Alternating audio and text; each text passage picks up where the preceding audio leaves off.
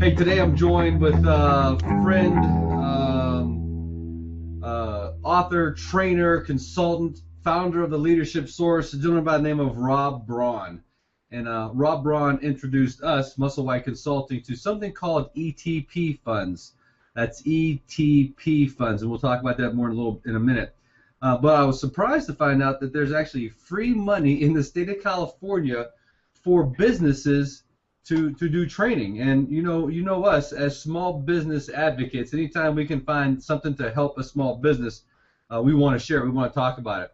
So when Rob first talked about this ETP funds, I went to go and find some information, and really found out that this program has been around since 1982, and it's a source of free funds. Again, imagine that, free funds. But if you're like me, when you hear free funds, the first thing that happens is the flag goes up, because there's got to be some catch, some hook, something that doesn't seem right. So instead of me really trying to describe and explain what ETP funds are, Rob, why don't you just jump in, tell us what the program is, what the benefits are, but first start off with, how long have you been involved with ETP?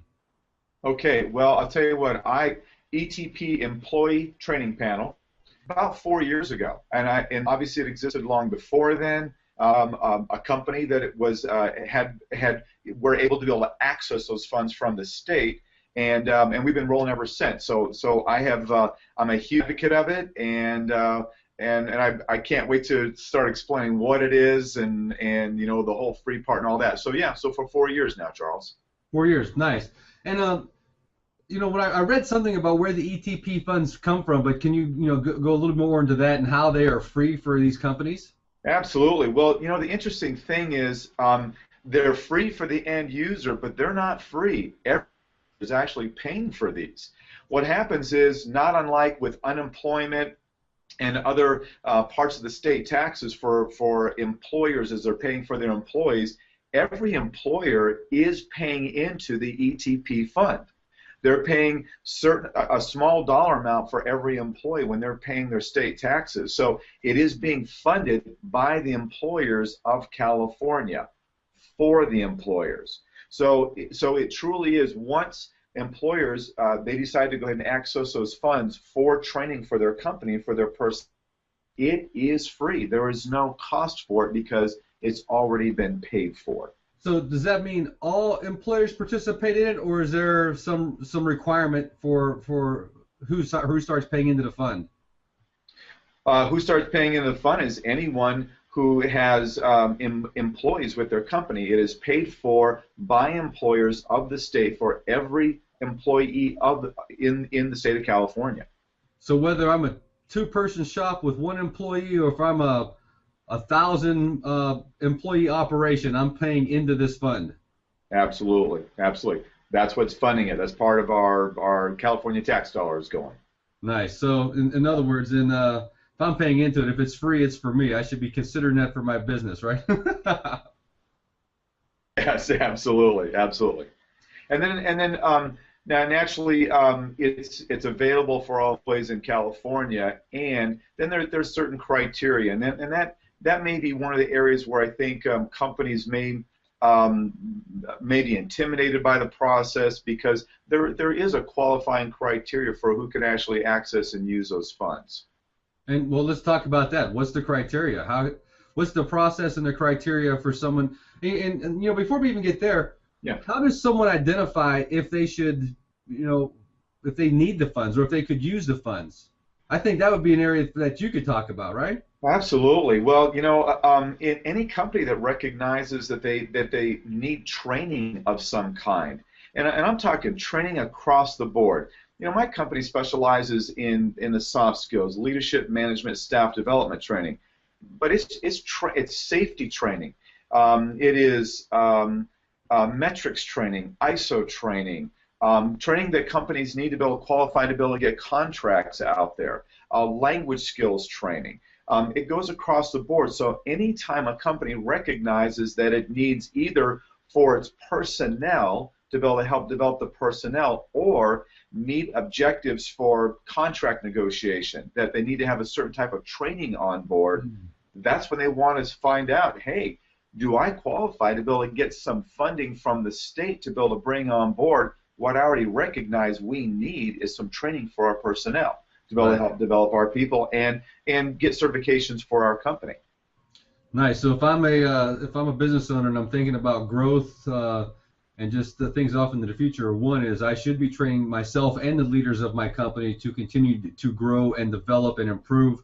But then also a benefit to this is if I'm a small business and I want to get involved in the aerospace field, for instance, I mean there's some prerequisites to being even able to bid on those contracts or be considered to bid on those contracts, and this could train us and get us prepared for that.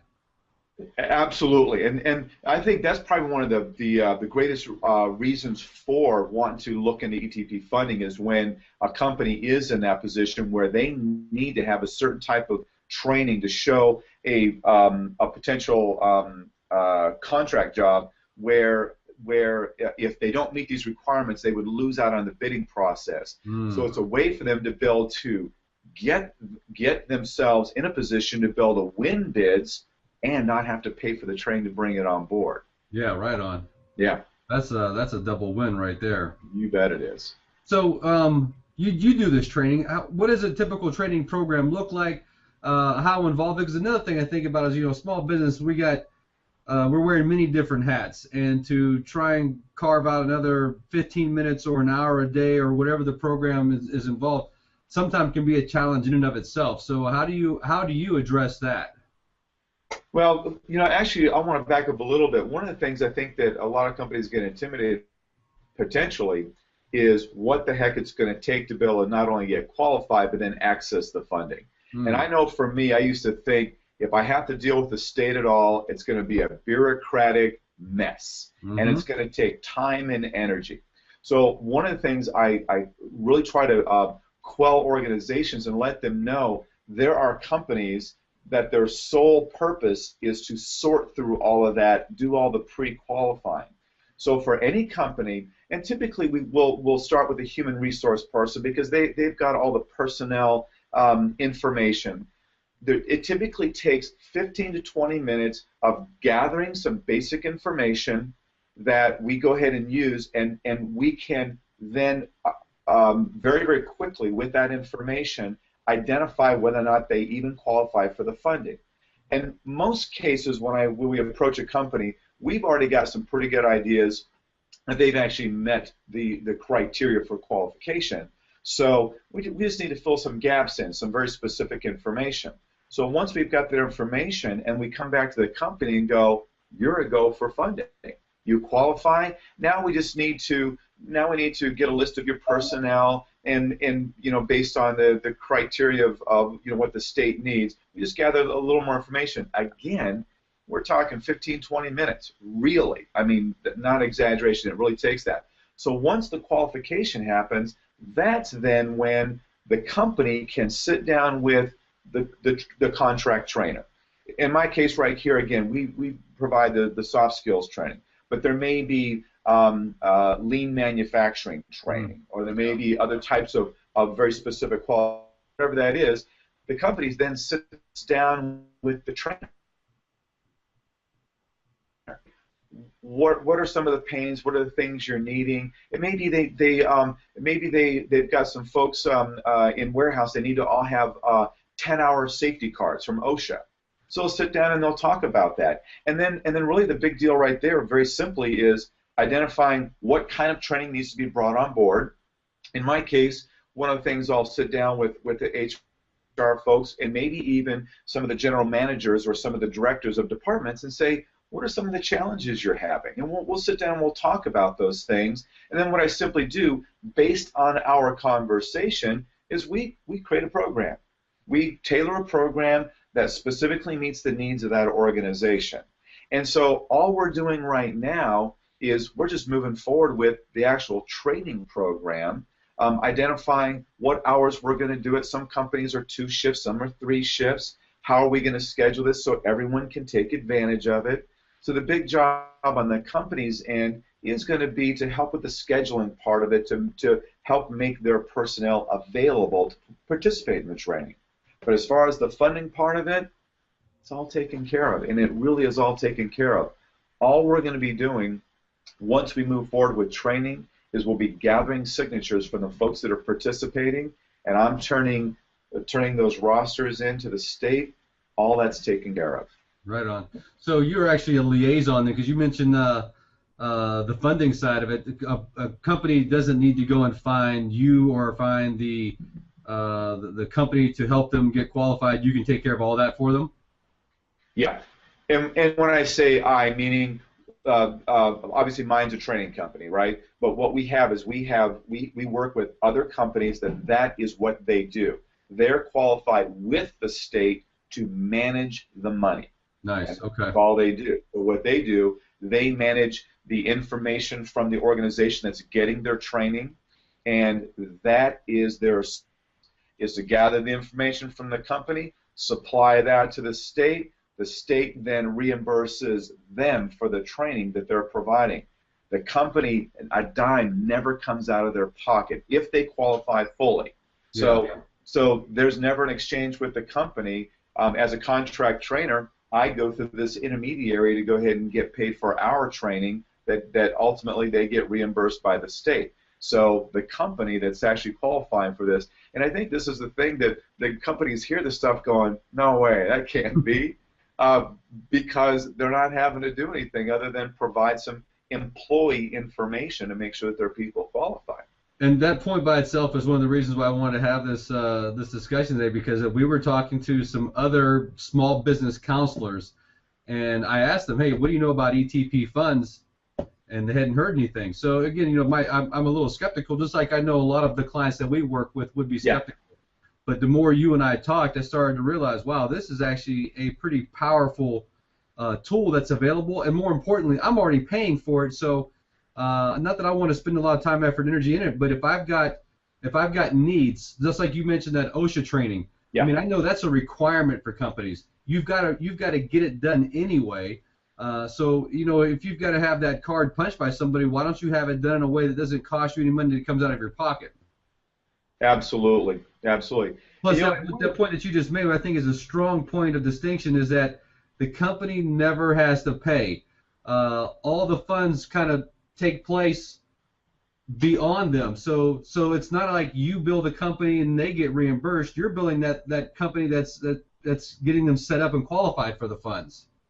Exactly. And to be real specific, we've got an intermediary. And one of the companies we work with is C3, Custom Corporate Communications. And what they do is they are that intermediary. They have the agreement with the state. They've met all the requirements to be able to, if you will, handle those monies. So what happens is when I work with the company, I'll go in and deliver training. My training team goes in there, and what we will do then, we will invoice C3 for the hours that we've gone in and delivered training. And we've got an agreed upon contract rate that we do that. They go ahead and reimburse us or pay us for our services we've provided right there, and then they in turn go back and invoice the state for the training hours that have been delivered. So again, it's handled all the way through this intermediary between, if you will, our training company and the state. The end client right here stays the heck out of it, which they want to. Yeah, so they don't have to worry about the money, the paperwork. Even once we initially set it all up, we're handling all the paperwork after that until the completion of training. And then there's some things they have to fill out at the end. And again, it's fairly simple.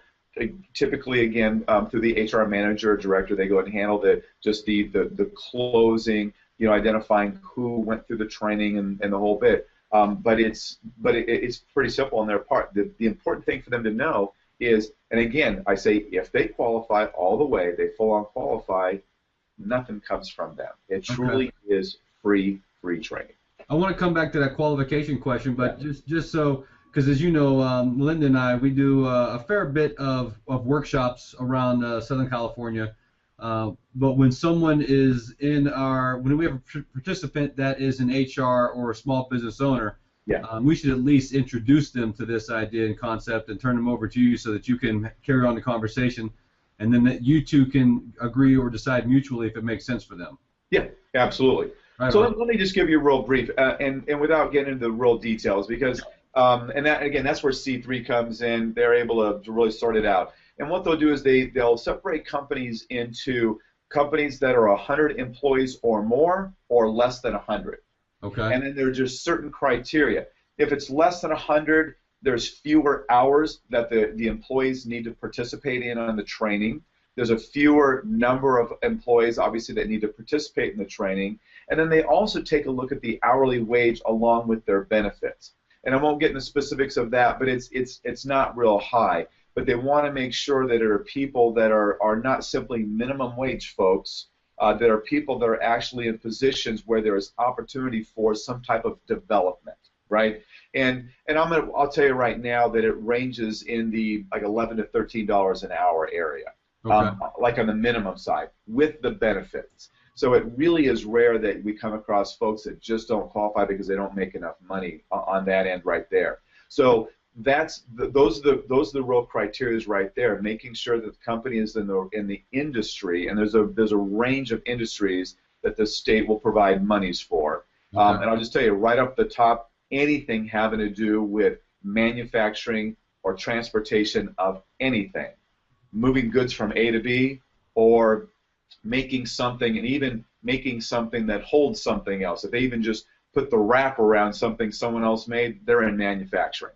Okay. So it's pretty easy to qualify. And then the one other criteria is they must be a California-based company with competition. With competition. Okay. Yep. Yep. I mean, from that perspective, it sounds like it's pretty easy to qualify for things. Yeah, honestly, it really is. Rarely do we introduce a company to it that does not qualify. Is there a cap on terms of how much funding they can get, or how many programs they can go through? Is it a one and done, or if they don't use it, they lose it? Here's what it is. And again, not being the all the way expert in there, because that's where companies like C3 come in. What happens is there are different contracts and windows. Here's what I will tell you. We have never had a company that exhausted the funds that they were eligible for. Wow. Okay. How's that? So whether they wanted to do a 4-week program, or we've had companies that we've worked with for 5 months. It's about 20 weeks, 24 weeks getting in there. Yeah. They had waves of people that wanted to continue to go through training. And what happened was they qualified for one quarter, and then we pre-qualified them for the next quarter, and they never ran out of funding. So I won't say that it's limitless. There is a limit, and what I know is there are millions of dollars available that companies are just not using up. And that, by the way, is one of the reasons why I think we never hit the cap, because not enough companies are taking advantage of this. Wow. Okay. Yeah. So I mean, again, there's a big thing for just all of us to. You mentioned competition a minute ago, and you know how I feel about competition. It's more in your head, but at the end of the day, I mean, there are competitors down the street. There's competitors halfway around the world, and if we don't continue to sharpen the saw, meaning if we stagnate, we stay the same, our competition will come and start siphoning off clients from us. So, when you take that concept or idea and you marry it up with, hey, there's a source of free funds to help me stay competitive, stay sharp, stay ahead of the curve. I mean, this to me just sounds like it's a pretty solid program. And I know we've only scratched the surface. There's a lot more that needs to be discussed or thought about. But with a real simple process to determine if a business qualifies or not, and the fact that folks like yourself can sit down and help them map out the program for what they need to get done, and they deliver it. And there's really not much lifting, if any lifting, by the company at all. I mean, this is I hate to call it a secret, but again, I've talked to so many folks who haven't even heard about it before. This is one of those unkept secrets, or this is one of those kept secrets that needs to get out and get more feet on it so that businesses can take advantage of it. And that's really it. So businesses can take advantage of it. So businesses can take advantage of what they can do, sharpen their saw, increase their skills, elevate the performance level of their people. The other thing also is not only elevate the performance level, but elevate the satisfaction level of their people. If we can bring training that helps them to feel more confident, more capable, that's employee retention stuff. Yeah. That they're actually able to, and that's one of the greatest things I think an employer can do for a company is go to their personnel and go, we've got training for you. This is something that we want you to be able to participate in. And framing is everything. If you deliver and go, you guys got to go to this thing or else, right? but there's this, look what we're bringing in. We've got access to training that is for you, for the employees, to be able to help you become more professional, more desirable, more confident, all the things that training can elevate people into doing.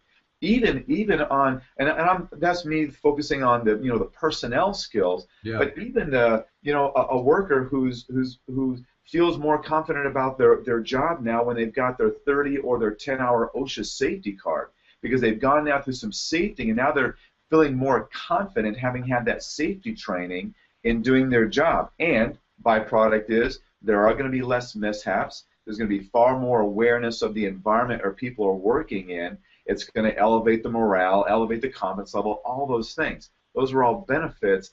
And the only cost if a company qualifies full-on for training is making sure they give their people time to be able to participate in this training. Yeah.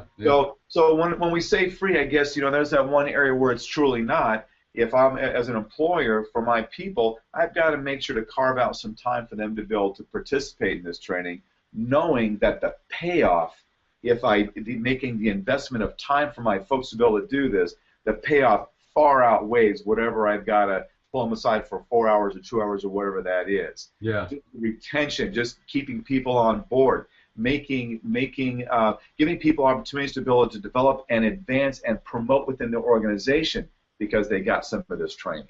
Absolutely. Just for me, making the investment in your people is critical.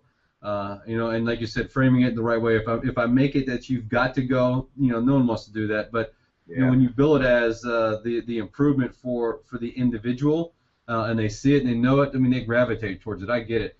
And I heard the clock, and I want to be mindful of our time. So before we close out here, tell folks about yourself, about the Leadership Source, and what you do, and how they can find you. Right on. Thanks, Charles. Leadership Source, been around since 1999. I am the president of the company. I've got a training team, awesome team of trainers. We provide management, leadership, staff development training, and a lot of the assessment tools that go along with that. So whether it's we're working with the executive team and looking to help develop their full-on leadership skills and create tribal followership, or working with the staff and we're working on basic communication skills between people and departments, resolving any kind of conflicts, helping people how to be able to set goals and accomplish goals, how to, on both sides of that, helping leaders to learn how to get to know their people and to really help them elevate their performance, and helping the personnel to embrace leadership and, if you will, look at that as a partnership. So we spend a lot of time with organizations bringing this together, breaking down silos, helping to really build confidence and build skill levels on the interpersonal side across the board. And then again, we've got assessment tools that we can bring in that is a nice precursor to the training. One, helps to identify some of the training needs and gives us something to focus with and some common language as we're going through the training modules. And a company can decide that they want to bring something as simple as 4 simple training modules that kind of kick things off. Well, they can build a whole program out. And one of the things I like to be able to do is we can build an entire leadership track, and we can develop what we call a professional development track for all their personnel to participate. And there's something that goes over really well when you've got your line personnel, your frontline folks going through training, and they look across the way and they see their leaders are going through the same kind of training, and they're just as invested and just as involved, and they're all coming together to see what it is that they're all doing together and supporting and can hold each other accountable to. Me as one of the workers, I can hold my leadership accountable to some things that I'm learning that their responsibility, and on the same end, as a leader, I now can hold my people to accountable to some of the behaviors and some of the ways that we're going to start conducting business. And I'll tell you, Charles, without exception, every company we've gotten a chance to go into, especially when we get to be there for any kind of length of time and we develop a relationship and we build some rapport, there's been change in the organization. Because the cool thing about not coming in just one time, where I get to come in over a period of weeks and sometimes months, we get to follow up and go, what are you doing with it, right? We've given you some tools on how to be able to set and follow through on goals. What are you doing? What goals have you set? How are you following through? If you're not, what are the obstacles? And if you are, let's celebrate the successes. And now how are you picking your game up after that? So the beauty is when we get to be there for a period of time, executive level down all the way down to the guys and gals that are the foundation of the organization, we get to follow up and see real effective change happen within the organization. And I'm telling you, morale and efficiency and all the great stuff we talk about that are concepts, they really do change, and it makes a great impact on the success of the organization. I agree, and I think I mean it's a great concept to have everyone in the organization grow together. Not just the rank and file, but the upper management as well. And one of a strong point that you made there is the follow-up, because I can't tell you how many times we've seen folks go, and myself as well, go through a training, learned a lot, but you know what? I go back to my desk and I go right back to what I used to do. Yeah. I went through it and I did. I got the certificate of completion or whatever it is, but the implementation side of it is almost like part two. So I learned it, and now I need to learn how to implement it. And once an individual becomes comfortable with how the implementation works out, then you can adopt it and make it yours. But without that implementation guidance, sometimes I think that's where another part of most training has a dip where it falls off. So I'm glad to hear that you've got a follow-up system as well in that, which is solid. Yeah, very, very good. And by the way, that one piece right there, that's one of the things I make very clear on day one as we're warming up to one another. I let them know at the end of that day one, do not take this thing back and stick on a shelf somewhere and let it start collecting dust along with all those others out there. Because I've done that too, just like with you. I've gone to a training and went, man, that was good stuff. So it does allow us to be able to go back and revisit it, and people laugh about it, but they're also excited about it, because what they realize is something's going to happen here. We're not just going to check the box off on our HR file. We're not just going to get a certificate. Something's going to happen here. Something good. That excites everybody. Even the stoic ones that are sitting in the back going, what the heck you got us coming to this thing for? They start unfolding their arms too, and they start going, okay, let's see. So, I think I know that guy. Yeah. So that is, and obviously, for me and our team going in there, we're not going in there to provide training for the day. We're helping to go in there to change the company in a very, very good way and affect very, very positive change for them. So Charles, you mentioned earlier, to make sure that I mentioned, I can be reached at, you can go to our website, The Leadership Source, get that "the" in there, theleadershipsource.com. They're welcome to email me, rob@theleadershipsource.com, and inquire. We'll send out information. In fact, the folks that actually do see this right now, what I'm happy to do, anyone contacting us, I'm happy to even give them a sample of some of the assessment tools that we've got, gratis. Just send them the link, let them go and experience it. We do a DISC behavioral assessment. We've got a motivators assessment. We've got an emotional quotient assessment. Happy to send that out to them. So they get a hold of us and say, hey, we're interested. I'll send them some samples. They can try it out and see if it's something they want to bring up to their organization. Right on. Well, cool. At the close of this video, we'll do some editing. I'll make sure to throw in your phone number, your link, and I'll put up some bullet points on the assessments that you're going to give out. And I don't know if I can use the word excited, but I'm definitely motivated and interested in sharing this with so many other folks, because I think they see that it can solve problems, and not only solve problems, but open up doors of opportunity. When you were talking about putting stuff on the shelf, what you can't see off camera is my bookshelf and I see a few things peeking out at me that I haven't wrapped up and finished. But again, for small businesses that are out there competing day in and day out, that have limited funds, or just don't have the funds to participate, here's a great program to take advantage of, to help you to get to that next level, to open up those doors, and seek out folks like Rob Braun to help you to implement and not only implement, but then follow up the implementation so that you can apply those new new behaviors each and every day to start improving and growing your business. Yeah. So Rob, I thank you for your time. I'll make sure to get back in touch with you, and this was a great use of our time. I do appreciate you spending it with us, and if we can help you at any point in the future, just let us know what we can do. Excellent. My pleasure, Charles, and I'm excited that we're finally doing something to help educate our companies out there on this funding that's available to them. So awesome. This was fun for me too, so thank you very much. Right on, Rob. Thank you, and have a great day. Right on. Take care.